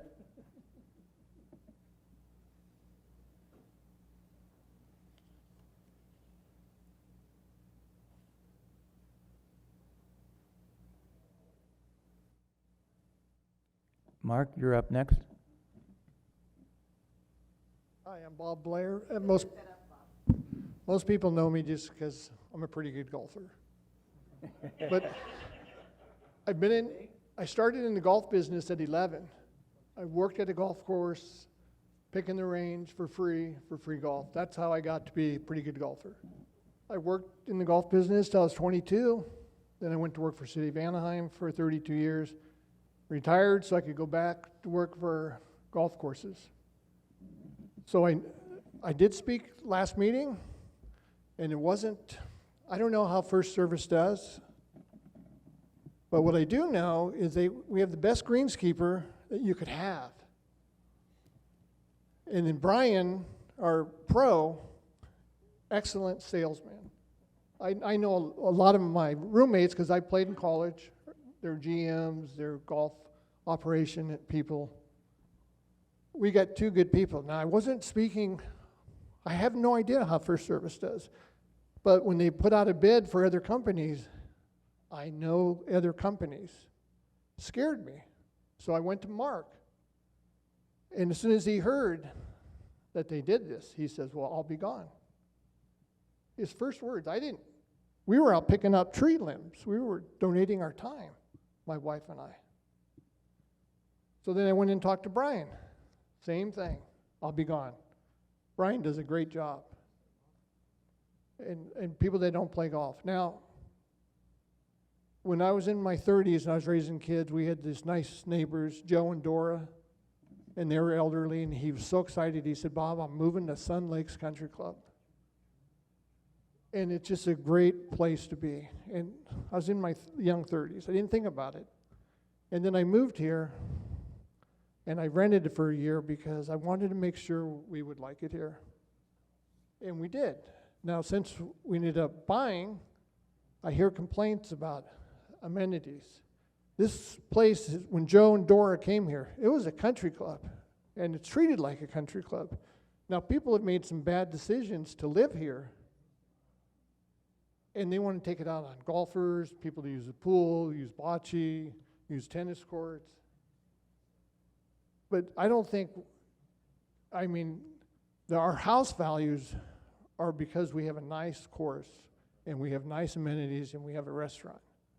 Now, people that made bad decisions shouldn't be spreading rumors how we're going to bring in the outside people And a lot of it doesn't make sense, and I have knowledge on that, so I speak to them on it. But then I still hear it. But I just want to say, I'm sorry you made a bad decision to live in a country club, but there's 7 signs coming in here when you turn in, say Sun Lakes Country Club. Sorry, Bob. Thank you. Thank you very much. Mark Rowe?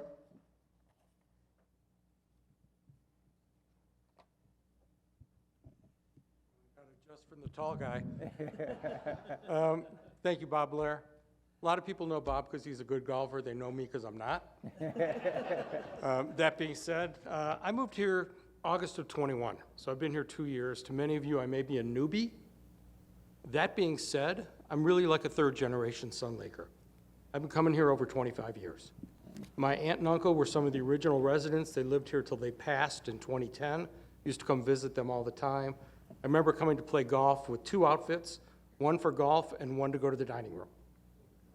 My mom moved here in 2009. She lived here till she passed. Active in everything. Some of you may have known her. Dorothy Rose, she worked with Silver Linings, took care of all the bus trips. I moved here afterwards, and I love it here. All that being said, thank you to everybody. Thank you to you guys for what you do. I heard some very interesting comments today.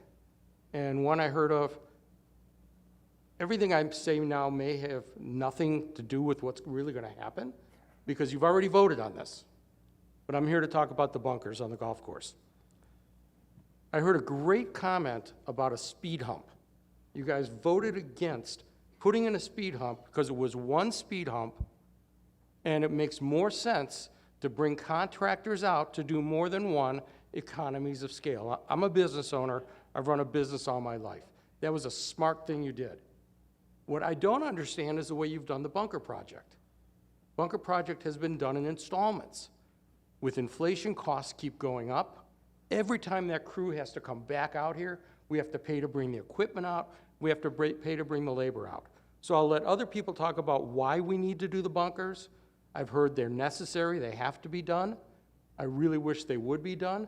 But what I'd really like the board to tell me, and I'm not going to hear an answer today, and I don't know how to make this a formal request.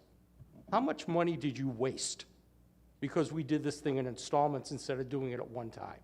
I know it's in the thousands upon thousands of dollars. I saw red numbers in the financial report. That would have helped. Please let me know how to put that formal request in. Thank you for what you do, and thank you, everybody, for listening. Message to management. But if you like, I can speak to you afterwards concerning the amount of funds available, in the reserve for that, and it was all used up after 9 holes. So. But we can discuss that afterwards if you like. Any other? Connie? Well, I thought you asked to be last, so I honored your request.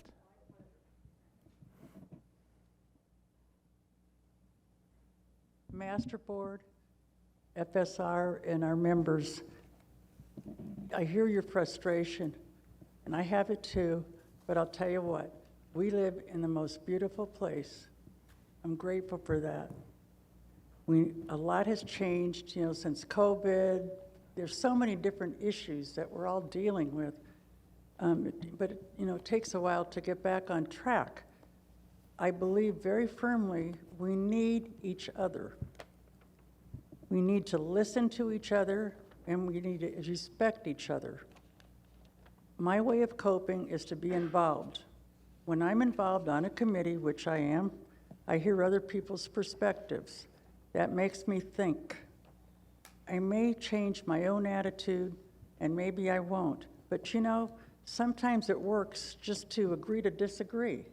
We can't always get what we want. They're one of my favorites, okay? On my current committee, we work with management and a master board liaison. I want to focus on the master board.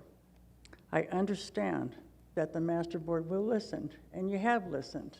You have, to me, I'm grateful. I know that you'll make the final decision, and I also think it takes a lot of courage to run for the board. You have to sit there, you know, these are my observations. You sit there, I see you in the hallways or sitting somewhere, somebody's always stopping you. You can barely have your lunch sometimes, and I see that. And you listen, you take it under consideration, you know, you give advice, you answer the questions. I can't even imagine the kind of phone calls you get or the emails you get. Then my husband came with me today, my support system, and he said, think of the meetings you all go to. That is so true. And in conclusion, I just really want to thank our master board, and I want to thank FSR. We really appreciate you. It's not easy being in your shoes. I know it's not. It can't possibly be, but we're very grateful. Bless. Thank you very, very much. Any other comments from the audience? We'll take comments from the board. Gary? Beverly? Thank you all for coming. It's great to see this turnout. We had a great turnout last month. We had a great turnout this month. I really appreciate the interaction that we're getting and hearing from each one of you, you know, your thoughts, your ideas, your suggestions, and agreeing to disagree. Connie, thank you for that. That's kind of the way that life is. So I really appreciate all of you. Thank you. I do want to let you know that the listening session is transforming. We are now going to have Coffee with the Board.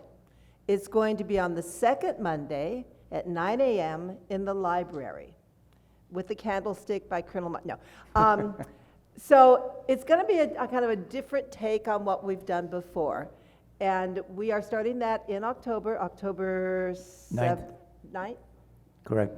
October 9th at 9. Bob and I will be there for the first one of these and kind of we're going to talk more about specifics, I think. It's going to be more of an informative session because our listening session kind of deteriorated, and we want an opportunity to listen to each other, learn from each other, agree to disagree if that's what we need to do, but more of an informative session. So please put that down on your calendar, the second Monday of the month, starting in October at 9 o'clock in the library. We'd love to see you there. We'll have coffee. Thank you. Lori? Yes, I'd like to encourage everybody to come out next Monday for Monday Night Football in the Sand Wedge. It is such a wonderful experience. I really would like to see more people go, although it is very well attended, but I would strongly encourage you to come and enjoy that. We also have games on, the college games on in there on Saturdays, and then NFL all day Sunday. And then 7 a.m. breakfast on Saturday. And the doors we're going to open at 8 on Sundays? Correct. 8 o'clock. Yes. The doors will be open. They won't be locked. And if they're locked, call me.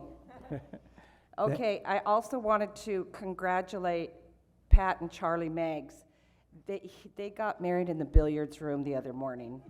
And it was so much fun. It was adorable. It was definitely the first time that's ever happened. And I just wanted to congratulate them. It was a fun experience. And they still owe the HOA marital fee. Thank you. Randy? Yeah, I just want to thank everybody for coming, and hopefully it was informative, and hopefully we'll get everything. Not everybody's going to always agree with everything that happens from up here, and I do want to talk to everybody at home as well. And going back to Mark's comment, message to management button on the website is the best way to get a message that the administration reviews and will bring to the board. So, okay, thanks. Thank you very much.